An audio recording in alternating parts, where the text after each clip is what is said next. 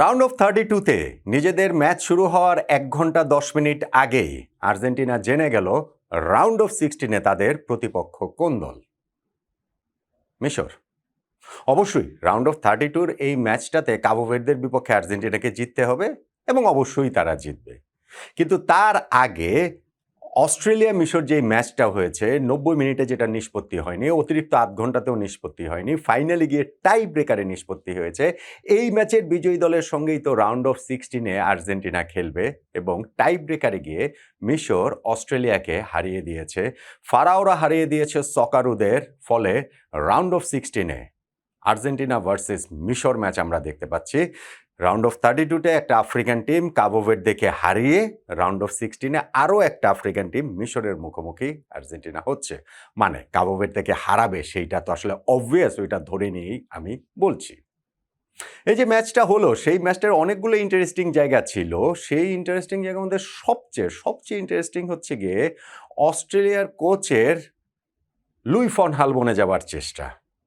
2014 বিশ্বকাপের কোয়ার্টার ফাইনালে Netherlands Costa Rica match, সেই ম্যাচও নির্ধারিত 90 মিনিট অতিরিক্ত 30 মিনিট পেরিয়ে টাই ব্রেকারে যখন ঠিক আগে ওই সময় তিনি 120 মিনিট খেলেছেন যে গোলকিপার, সেই ইয়েসপার সিলেসনকে বদলে টিম ক্রুলকে মাঠে পাঠালেন, অবভিয়াসলি টাই ব্রেকারের জন্যই। এবং সেই টাই ব্রেকার হিরো হয়ে গেলেন টিম ক্রুল। ওই 120তম মিনিটে যে গোলকিপারকে চেঞ্জ করেছেন লুই ফন হাল, সেই গোলকিপারই নেদারল্যান্ডসকে কোয়ার্টার ফাইনাল জিতিয়ে সেমিফাইনালে তুলেছেন। এই ম্যাচটাতে মিশরের বিপক্ষে অস্ট্রেলিয়ারও গোলকিপার চেঞ্জ হয়েছে সেই একেবারে শেষ সময়টাতে 119তম মিনিটে গিয়ে।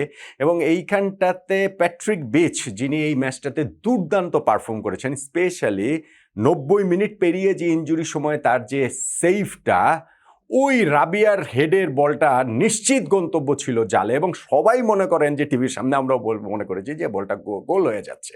কিন্তু ওইটা অবিশ্বাস্য দক্ষতায় প্যাট্রিক বিচ ঠেকালেন। তাকে ওই 119তম মিনিটে চেঞ্জ করে ম্যাথু রায়ানকে পাঠালেন অস্ট্রেলিয়ার কোচ, অবশ্যই সেই আশায় যে তিনি penalty shootout specialist, tie breaker specialist, penalty shot ঠেকিয়ে দিবেন। কিসের কি, যেই 4টা শটের মুখোমুখি হয়েছেন তিনি মিশরের, 4টাই গোল হয়েছে, একটাও তিনি ঠেকাতে পারেননি। জানি না আমরা প্যাট্রিক বিচ যদি মাঠে থাকতেন এই ম্যাচে তার এত দুর্দান্ত পারফরমেন্স ছিল, শুধু একটা সেভের কারণে না, এমনিতেও তিনি খুব ভালো খেলেছেন, সেই কনফিডেন্সটা আসলে নিয়ে আসতে পারতেন কিনা টাই ব্রেকারে।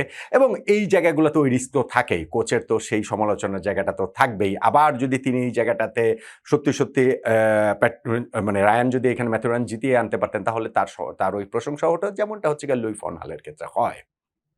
প্রথম 4টা শটের মধ্যে টাই ব্রেকারে একটা তো বললাম যে মিশর 4টাই গোল দিয়েছে, ম্যাথু রায়ান অস্ট্রেলিয়ান কিপার একটাও ঠেকাতে পারেননি, এটা ধরেন একটা পার্ট। এবং আরেকটা পার্ট সেটা হচ্ছে গিয়ে প্রথম যে 4টা শট অস্ট্রেলিয়া নিয়েছে তার মধ্যে তো তারা 2টা মিস করেছে।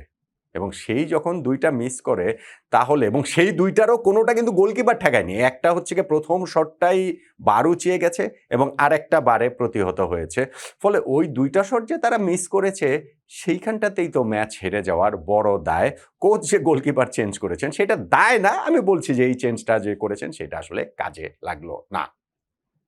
এখন ম্যাচটা যেরকম হচ্ছে, টাই ব্রেকারে যে কোনো দল জিততে পারে, খুবই সত্যি কথা, কিন্তু টাই ব্রেকারে জেতাটাও কিন্তু একটা স্কিল, পেনাল্টি গোল করাটাও কিন্তু একটা স্কিল। এই যে মো সালাহ এই ম্যাচে গোল করলেন, ওই বছরই কিন্তু আফ্রিকান কাপ অফ নেশনসে তিনি কিন্তু গোলটা মিস করেছিলেন, এবং আজকেও মিশরের যে তিনি থার্ড কিকটা বোধহয় নিলেন, এবং সেই জায়গাটাতে হাফ পানেনকে একটা শট মেরেছিলেন এবং প্রায় মিস কিন্তু হয়ে গিয়েছিল, গোলকিপার ডাইভ দিয়েছিলেন, একটু এদিক ওদিক হলেই কিন্তু ওইটা মিস হয়ে গিয়েছিল। ফলে মিস তো হয়ই, এবং সেই জায়গাটা থেকে যখন মিশর এই টাই ব্রেকারে সকারুদের অস্ট্রেলিয়াকে হারিয়েছে, সেটা অবশ্যই তাদের জন্য কৃতিত্বপূর্ণ। যদি অস্ট্রেলিয়া জিততে পারতো তাহলে গত ওয়ার্ল্ড কাপের রিম্যাচটা রাউন্ড অফ 16-এ হতো।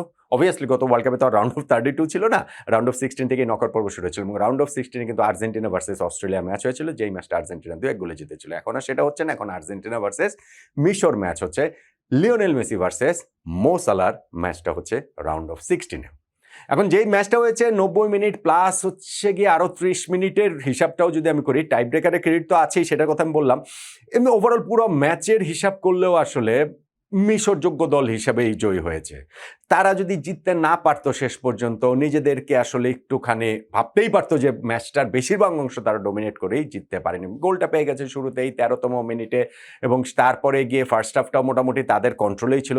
সেকেন্ড হাফের শুরুতে ওমর মারমুশের ওটা গোল হওয়া অবশ্যই উচিত ছিল। যে থ্রু বলটা পেয়ে তিনি গোলকিপারকে 1 on 1 এ পেয়ে গিয়েছিলেন, সেইটাকে তিনি যখন গোল করতে পারলেন না, এইটা আসলে রিকভার করতে মিশরের সময় লেগেছে বলে আমার কাছে মনে হয়। স্পেশালি যখন তারা কিছুক্ষণের মধ্যেই তারা ইকুয়ালাইজার গোলটা কনসিড করে ফেললো, একটা আত্মঘাতী গোল তারা খেয়ে ফেললো। ফলে সকারুটা একটা নতুন উজ্জীবন পেল এবং মিশর একটু হতচকিত হয়ে গিয়েছিল এবং শেষ দিকে গিয়ে আবার শেষ 15 মিনিটসে মিশর আবার কন্ট্রোলটা ব্যাক করে তারপরে বেশ কিছু চান্স তারা ক্রিয়েটও করেছে। ওই বলছিলাম যে 90 মিনিট পেরিয়ে 94তম মিনিটের সময় রাবিয়ার যে হেডটা, ওইটা অবিশ্বাস্যভাবে অস্ট্রেলিয়ার কিপার প্যাট্রিক বিচ তিনি ঠেকিয়েছেন। 96তম মিনিটে আরও একটা প্রচেষ্টা, ওইটা হুসাইনের, সেটা যে কিভাবে ডিফেন্ডারের পায়ে লেগে গেল, ওটা খুব সহজে গোলও হতে পারতো।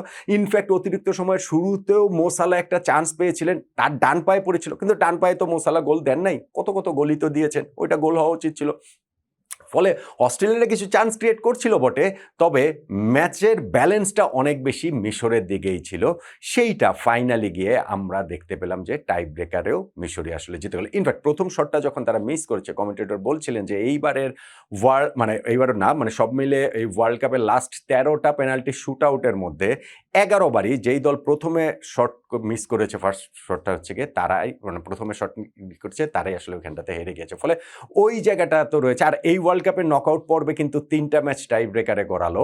যেই প্রথম 2টা টাই ব্রেকার থেকে জার্মানিকে বিদায় করে দিয়েছে প্যারাগুয়ে, নেদারল্যান্ডসকে বিদায় করে দিয়েছে মরক্কো, আর এই ম্যাচে অস্ট্রেলিয়াকে বিদায় করে দিল মিশর।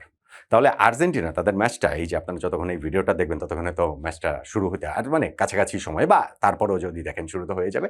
আর্জেন্টিনা তাদের ম্যাচে নামার 1 ঘন্টা 10 মিনিট আগেই জেনে গেল যে পরের রাউন্ডে মিশরের সঙ্গে তাদের খেলতে হবে। আমরা জেনে গেলাম যে রাউন্ড অফ 16-এ আর্জেন্টিনা ভার্সেস মিশর ম্যাচ হচ্ছে, লিওনেল মেসি ভার্সেস মো সালাহ ম্যাচটা হচ্ছে।